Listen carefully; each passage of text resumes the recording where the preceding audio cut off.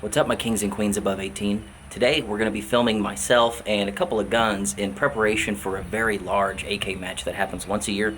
Kalashnicon happens up in Missouri in May. You bet I'm coming up in May. Anyway, I thought I would talk about the two different divisions I'm going to shoot in. I'll show you my loadouts, maybe do a little bit of practice today on them. And then the next time you see us, we will be in Missouri shooting Kalashnicon. I want to tell you what the match is briefly before I talk about my two loadouts here. Basically, Kalashnicon is a match that actually happens twice a year. They have a winter con and a summer con, right? It is a 3-day match with each day containing its own match. Friday being a team match, so you have to have a partner. Saturday and Sunday are both treated as their own individual two-gun matches.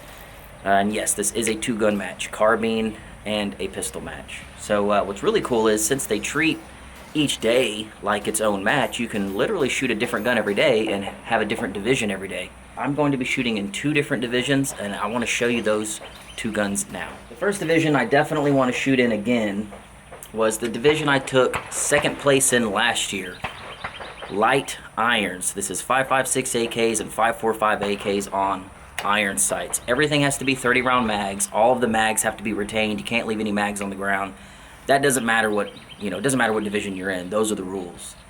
Last year I shot my Bulgarian AK-74 on irons and snagged second place. I was one penalty away from first place, and man, I've been thinking about that all year long. So today I'm going to show you the gun I want to bring for that division. This is one of my most favorite AKs ever. This is my Arsenal USA K101. If you're familiar with the SAM 5, it's kind of like that, but different. Like 20 years older, different builder, much different. Of course, we have Bulgarian milled receiver, factory Bulgarian barrel. We have 24mm threads, and I am running, just because a lot of times this gun is a suppressor host, I'm running a JMac 24mm chemo adapter. I like that you guys said it kind of looks like a villain's castle, and it does. But it's really cool because it's very difficult to put sandmans on basically 74 style thread pitches, so JMac made a really cool break for that. This gun shoots incredibly soft as it is, and we are running a K&S piston on the inside, so we can tune it.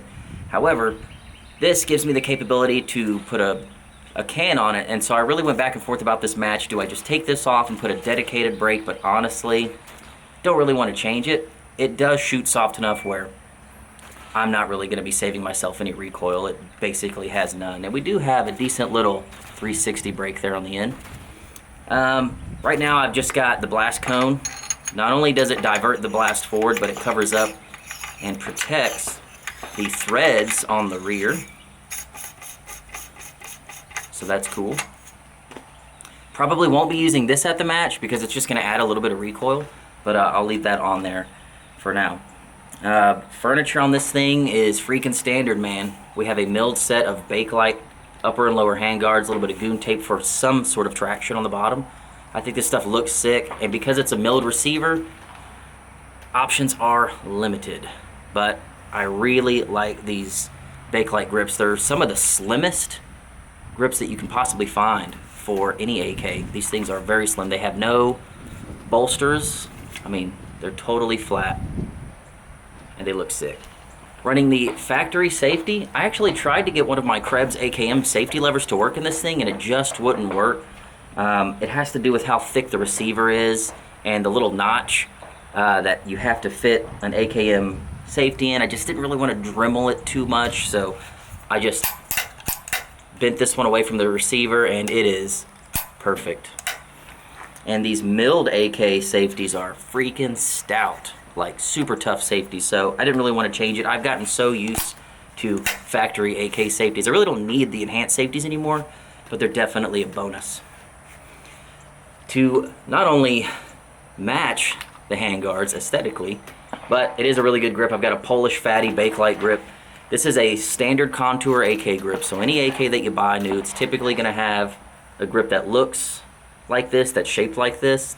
The Polish Bakelites are physically fatter, so you get a little bit more to grip onto. Oh, we got some goon tape on there because that stuff's like sriracha sauce. You gotta put that shit on everything. The stock is the factory stock. I had one of the like the salmon colored fake Bakelite stocks that would have been issued with the Bakelite furniture for milled AKs, but it has no way to mount a sling. So, phone just went off. But it has no way to mount a sling, so I put the factory stock back on. Covered in stickers, get goon tape, but we get our sling loop back. Another thing that is kind of bad about milled AKs with the dual tang rear, stock options are extremely limited, more so than your handguard options. People give Yugos crap. No. Milled AKs are the hard ones to modify. We are running a highly tuned ALG AKT trigger with titanium axis pins from MK3 Firearms. Do you get any benefit from titanium pins? Probably not. But they look cool, they're a bit more lubricant, and I like the guys at MK3, so I'm freaking rocking them. As far as the sling, I'm just running the Blue Force Gear AK sling with the special loop up here, specifically really made to grab onto AK lower handguard retainers. Gotta tell you, the sling points are not ideal, being so far back on this stock, but it's kind of what I'm stuck with. And of course, we have that KNS piston. I know I said that earlier, but we can tune the gas a little bit. But I gotta tell you, dude, this thing might look pretty minimal as far as taking this to a competition and think I'm actually gonna try to win the thing. When people shoot this gun, it blows their mind how accurate, how soft shooting, how reliable it is. I'm telling you, it can really get the job done. So this will be our light iron division.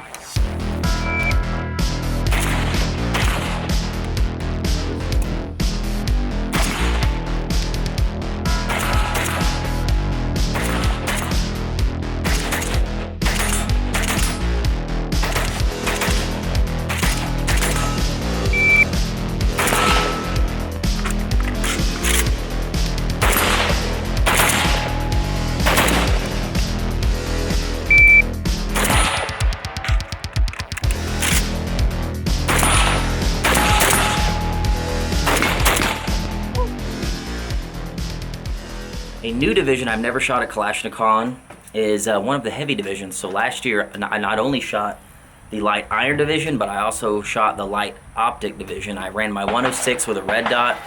Didn't do very hot with it. I did way better with my iron sights, which is crazy. So I thought, if we're gonna do optic again, let's go 7.62. You guys tell me all the time I don't shoot enough 7.62 on this channel, and you're right. So my favorite AK that I own is finally gonna get to go to a huge match, my Draco. This is my factory Draco, man, SBR with the crutch folder. I got one more part coming in the mail that didn't come in. I ordered the extended cheek piece from amd65.net, I believe is the website, but they sell all the wire stock cheek risers and they look really cool, so that's coming in the mail. Don't have it right now. First of all, not the original barrel. This has an American barrel. J-Mac was selling Draco barrels at one time, and my concentricity was so bad I couldn't suppress it. So we put that barrel in. It's more accurate now, and the threads are good, so I can put all kinds of cans on it and not have to worry about it. Up front, we have the, man, I forget what it's called. J-Mac, don't hate me. I think it's called, it's like the X Series 360 brake. 1/2x28. This barrel is threaded 1/2x28, and this allows me to do something really cool. I could put my little blast diverter slash booster on there, which we probably will not be using much at the match. I thought about throwing this on maybe for one of the long range stages just to keep the blast farther away from me and not scramble my brain when I'm trying to zero down. But anyway, we have the brand new J-Mac lower handguard, Draco length lower handguard. This is a little over 10 inches. Dracos have about an 11-inch barrel, close to 12 inches. Draco, factory Dracos, the original Draco, has like its own length gas system. It's like the only AK that has this length, very close to AMD 65 length. So J-Mac specifically made this lower handguard for Dracos. It's freaking sick, man. It's got M-LOK everywhere. Rocking a Slate Black Industries forward grip with some goon tape on it. And I think this thing's ready for a competition, man. I've already been blasting with it today. Does build heat a little bit, but it stays tight, and that forward grip really keeps my hand off of it. And being an AK, you should always have a left-handed glove. Gonna be running nothing but 30-round mags. That's just how this match is. So we've got our Carlton Bakelite. Our bolt and carrier has been chrome plated. That's how I bought it. Atlantic Firearms was doing that way back in the day, and I was lucky enough to score one of those Dracos. Factory safety, just been tuned. Nothing wrong with it. ALG AKT trigger. I've had this specific trigger for like 2 or 3 years at this point, running great. Factory Draco pistol grip, factory Romanian pistol grip with some goon tape. Crutch folder. This is a point of contention for a lot of people. You love it or you hate it. On a Draco, dude, come on. Freaking PM90 Commando over here. You gotta have a crutch folder on your Draco. Love it. I love this stock. It folds and unfolds so easy with the lever. It locks up so tight. It has no wiggle, no rattle, no nothing when it's locked up.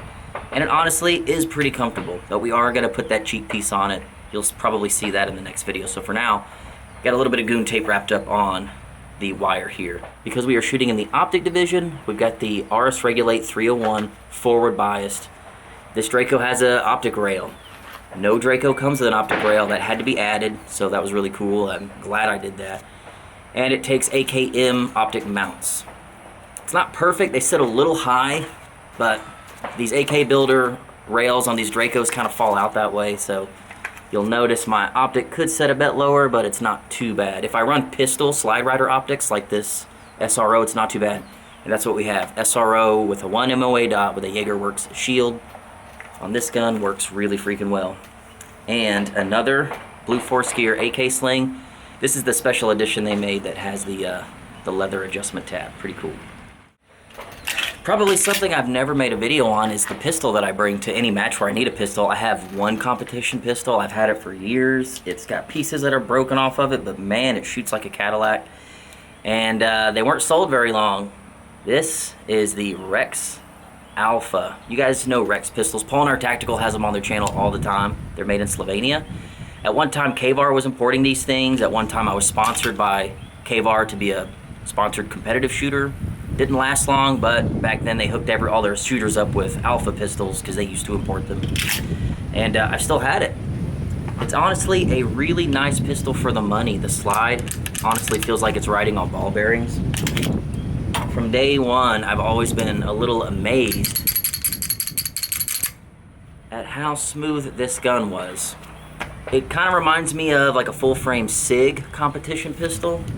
The trigger is unbelievably light and short, single double action, and of course it has an ambi safety on both sides. I don't know if you can see that. Pretty comfortable grip. It is a chunky heavy pistol, soaks up a lot of recoil, and the sights on this thing are pretty cool. Fiber optic red sight, very precise. I've never had a reason to get rid of it, and it's kind of cool that it was given to me for free. My takedown lever broke off at the last Kalashnicon a year ago. That's supposed to be a lever. Don't know when it happened. I just know when I got home from that match, I tried to take it down and I was like, oh, that's a new thing. It also has an extended mag release there. It came from factory like that. And for an iron sight factory gun for the money, pretty awesome. I have everything on me minus my dump pouch. Because this mag really requires you to retain every single mag, do nothing but tactical reloads, I'll have a dump pouch, you know, over my ass, and that's where all my mags will go in as I'm shooting. Got the Softshell Scorpion pistol mag carriers and the Scorpion rifle mag carriers. These are honestly some of the best pistol mag holsters I've ever found for AK mags. A lot of you that haven't been running AKs long, maybe you're just getting into it, you probably have realized that these don't fit in a lot of mag carriers that your AR-15 mags fit into. G-code holsters though, because they are so stretchy, they work good, they come out good, and you can adjust the tension on them. But secret's out on G-code, everyone's got them now. Everyone knows how awesome that stuff is. I realize this is not ideal, but this is what I could get in time for this match. I have a drop leg holster. It's honestly too low, I get it. My arm's like fully extended to get down on that thing, but it works fine. I've got one for the hip, but I usually let Rachel carry that pistol, and we just swap pistols back and forth if we have to shoot a two-gun match, because I don't shoot a lot of pistols. I don't have competition pistols, you know, stacked. I've got one, and I have to share.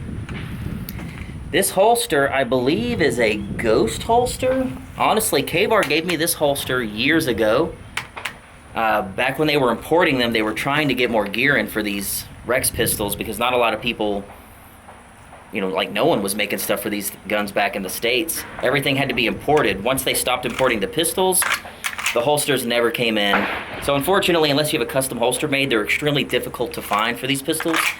I was just lucky enough to get one way back then, and I've just got the G-code mount here for it. Snaps right in place, and it's worked so far. It takes Metgar mags. All of them have +2 base plates on them. So like, Metgar fits in a lot of pistols. These were actually my old Canic mags that came with the +2 base plates, and they work perfectly fine in these guns. So if you pick one up, mags are extremely easy to find. They are cheap, they are reliable, they are everywhere, and each of these mags holds about 20 rounds. Other than that, Hunter's Gold, safety glasses. These are just an old pair of Ray-Bans that I had that Hunter's Gold put some prescription safety rated yellow lenses in. They're HD lenses. It is honestly like having HD vision everywhere I look with a yellow tint. Awesome freaking glasses. I wear them all the time, and it's just nice that they are safety rated. Gloves, I usually get cheap 3M work gloves. They're extremely form-fitting, very tight on the hand. They put all the rubber where it needs to be, and if you lose it, you're losing a $6 pair of gloves, man. I've tried the expensive mechanics gloves. They're awesome. They shred easy. These last a long time, honestly. And when I lose a $50 pair of gloves, it hurts a bit more than when I lose a $6 pair of gloves. So I usually get the 3M latex dipped work gloves. The shoes are Solomon Speed Assault 2s. Love these freaking shoes, man. I know Kit Badger's always showing his shoes, so I'll show mine too. Pretty aggressive cleats on the bottom. Highly recommend Solomon's if you want to get into anything outdoors, especially competitive shooting. Next time we see you, I'm probably gonna take these two guns, shoot a local 2-gun match, really try to get my chops back on this pistol, man. Running with a sling, like I just shoot a lot of straight carbine matches, so not a lot of time to practice with pistols. And pistols is definitely it's a muscle that if you don't flex it all the time, it goes away, man. If you don't use it, you definitely lose it with pistols. Let's go to the frozen north in the middle of summer and let's shoot Kalashnicon. We'll see ya.